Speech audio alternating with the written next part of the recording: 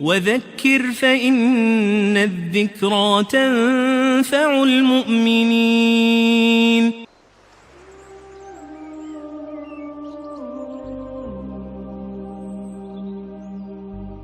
Si nous aimons vraiment le prophète sallallahu alayhi wa sallam, notre comportement envers nos femmes, nos mères, nos enfants serait irréprochable. Le prophète sallallahu alayhi wa sallam avait un comportement irréprochable avec ses femmes. Subhanallah, dans l'exemple de Aïcha radhiyallahu anha, il sortait avec Aïcha, il a fait la course avec Aïcha, sa femme. Dans le hadith, il dit qu'au début, la première fois, Aïcha a gagné dans la course. Dans le hadith, il dit, ça spécifie que Aïcha radhiyallahu anha, elle a pris un peu plus de corpulence, donc c'était un peu plus tard. Ils ont refait une course et le prophète Hassan a gagné.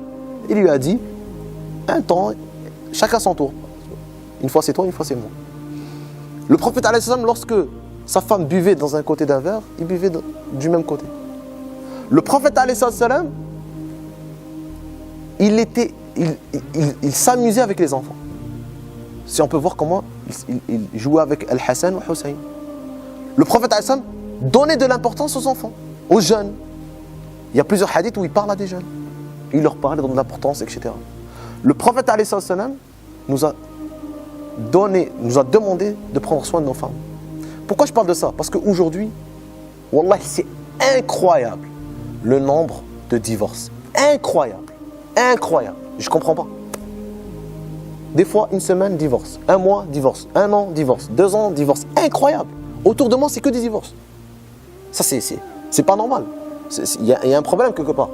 Si on suivait vraiment le prophète alayhi salam dans ce point-là, on aurait réglé ce problème.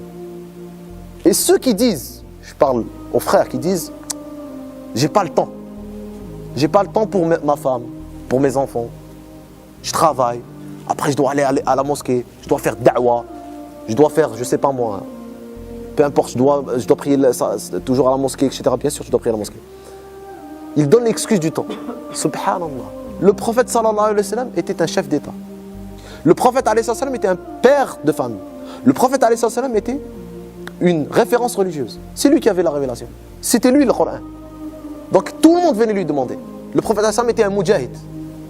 Toute sa vie c'était le djihad, les combats, les batailles. Rentrez dans une de ces catégories, après dites-moi j'ai pas le temps. Le prophète alayhi salam avait tout ça, il avait le temps de s'occuper de ses femmes. Il avait le temps avec les enfants. Il avait le temps avec sa famille. Subhanallah. Il faut vraiment que le prophète alayhi salam soit un vrai modèle, pas seulement avec la langue. C'est un modèle. Ça soit un vrai modèle. Il faut qu'on le prenne comme modèle dans tout. Et si on veut la réussite, on suit le prophète alayhi salam. On revient au hadith, au verset du prophète, le premier verset. قُلْ إِن كُنْتُمْ تُحِبُّونَ اللَّهَ فَاتَّبِعُونِي يُحْبِبُكُمُ اللَّهُ وَيَغْفِرْ لَكُمْ ذُنُوبَكُمْ وَاللَّهُ غَفُورٌ رَحِيمٌ. Si vous aimez vraiment Allah, suivez-moi. Allah vous aimera. Allah vous aimera. Si on suit le prophète alayhi salam, Allah nous aimera. Et il nous pardonnera nos péchés. Et Allah est pardonneur et miséricorde. Notre relation avec nos parents, et ça c'est moi en premier. Subhanallah, les convertis, c'est sûr c'est difficile. Ils ont des parents qui sont souvent pas convertis, qui sont pas musulmans. Mais wallah, il faut vraiment faire attention parce que notre mère, nos parents, c'est une des portes pour le paradis. C'est notre commerce pour le paradis plutôt. Il faut vraiment faire attention parce que comme la médisance, tu peux tout perdre avec ta mère, comme tu peux tout gagner.